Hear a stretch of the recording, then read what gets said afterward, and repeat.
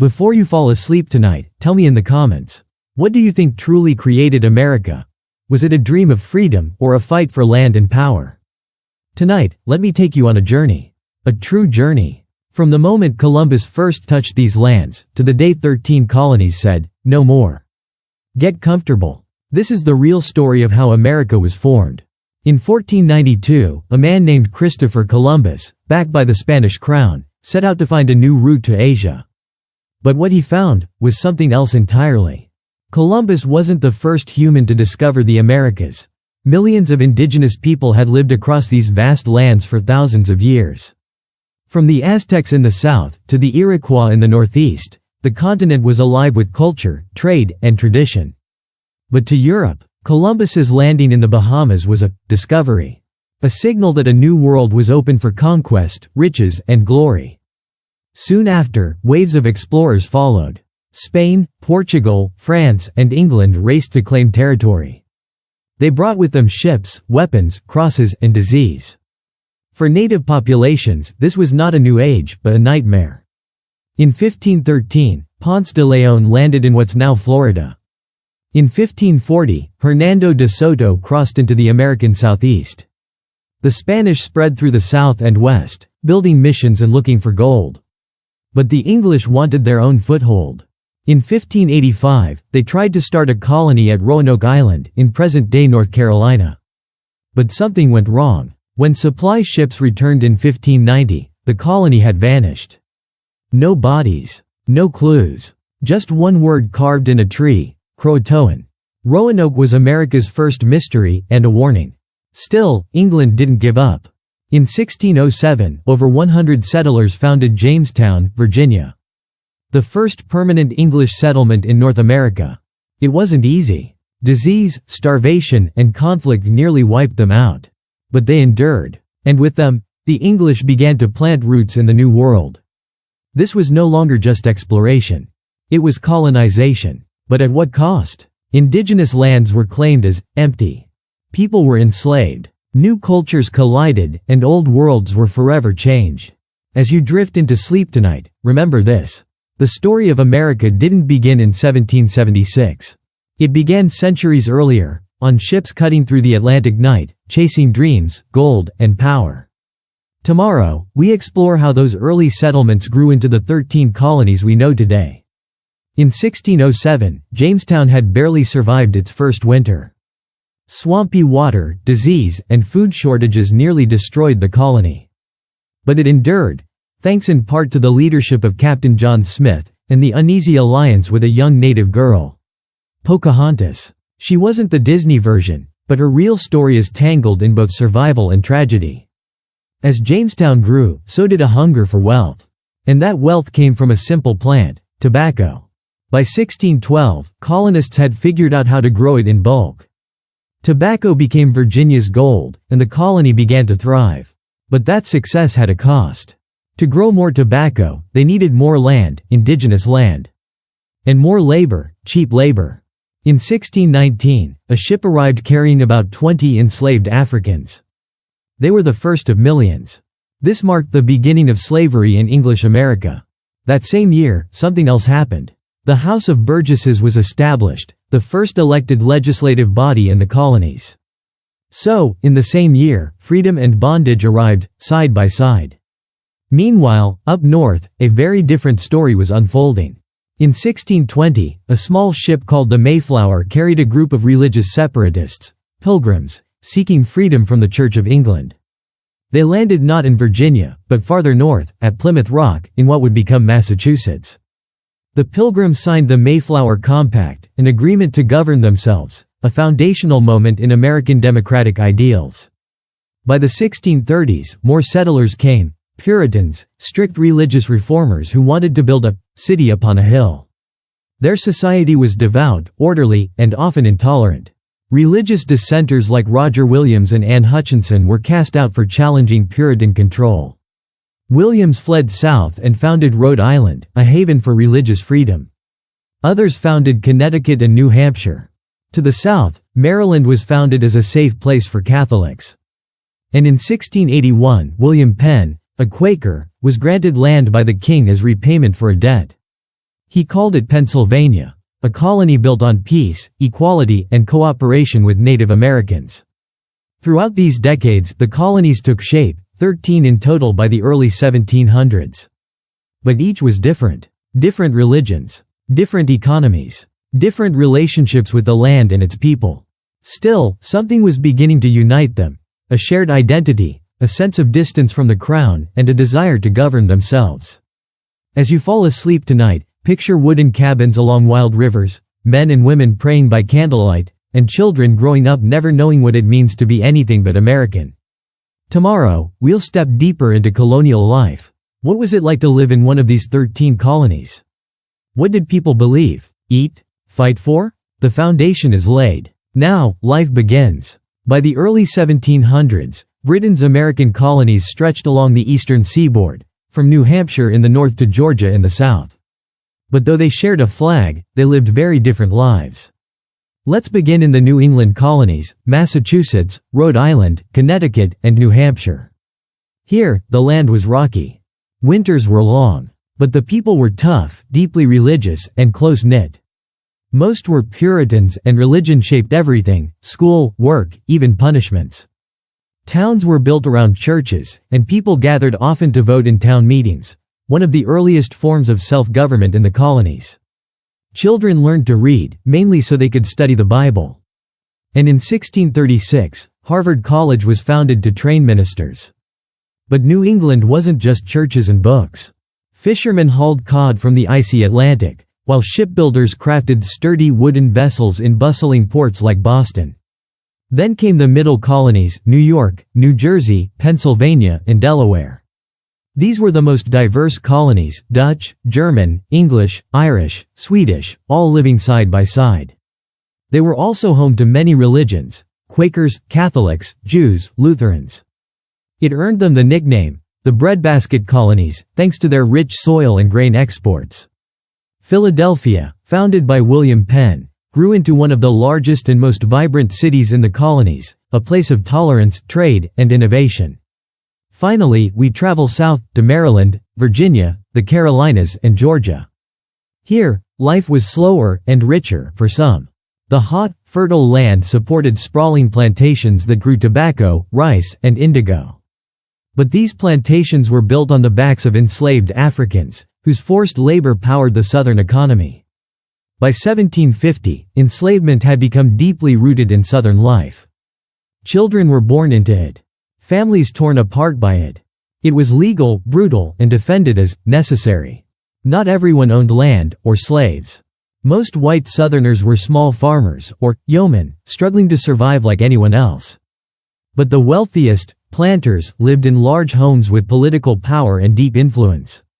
What about daily life? For most colonists, days started at sunrise. People worked with their hands, plowing fields, cooking over open fires, chopping wood, sewing clothes, and raising children. There were no refrigerators, no cars, no supermarkets. Everything had to be made or traded. Most people never traveled more than 20 miles from where they were born.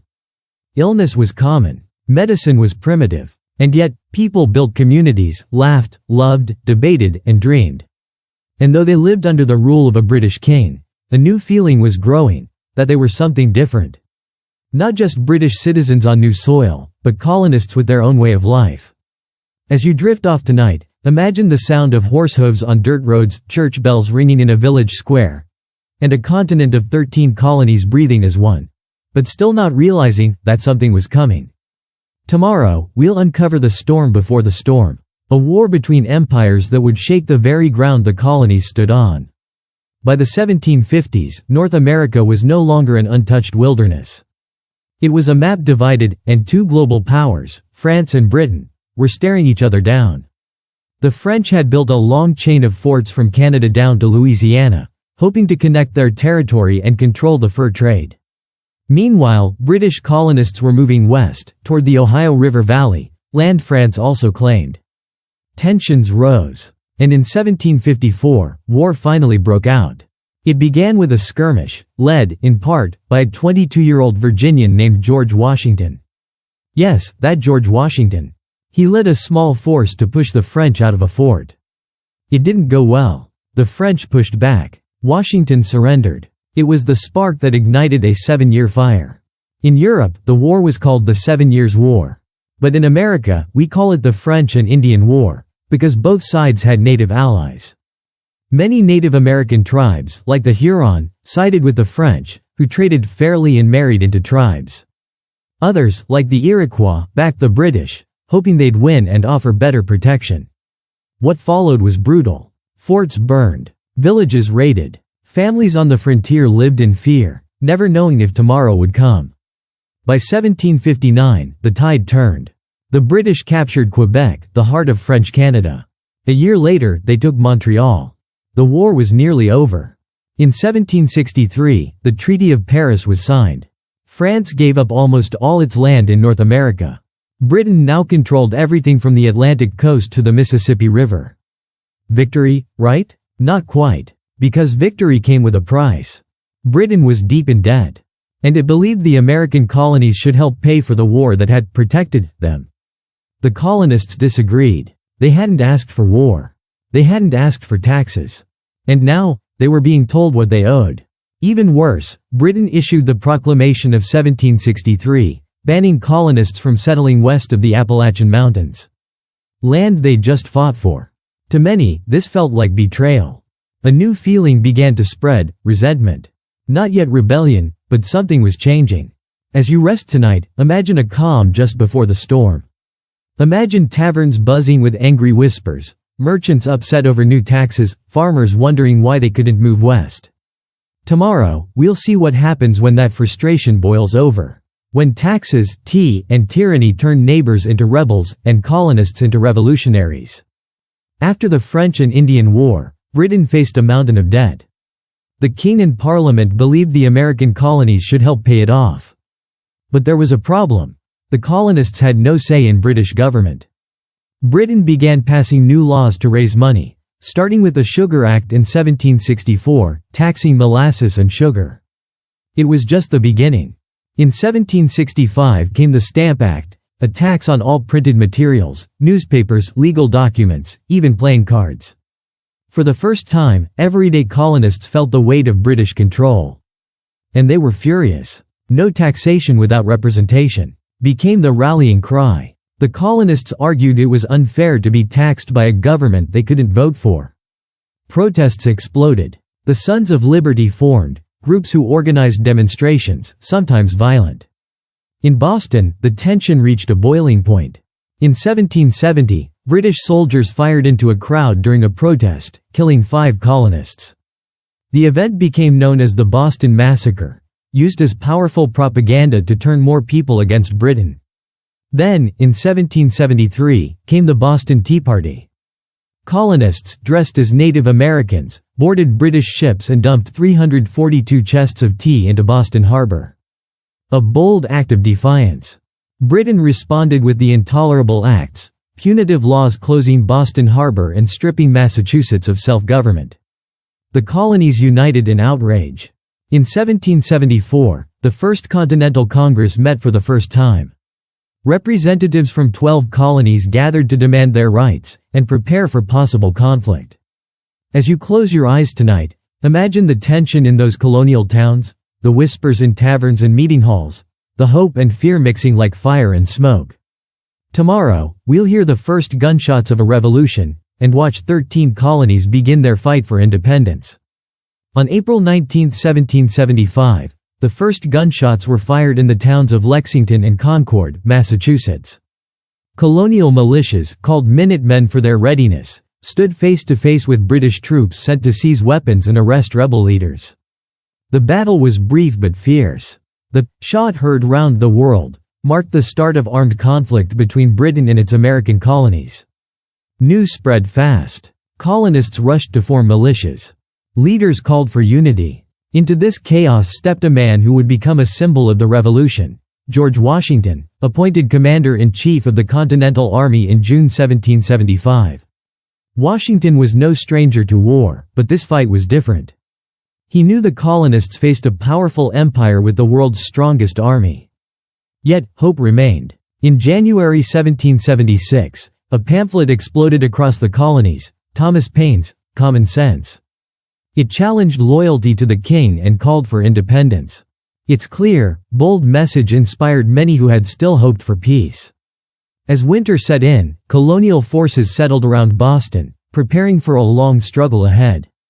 And behind the scenes, a document was being written, a declaration that would change history forever.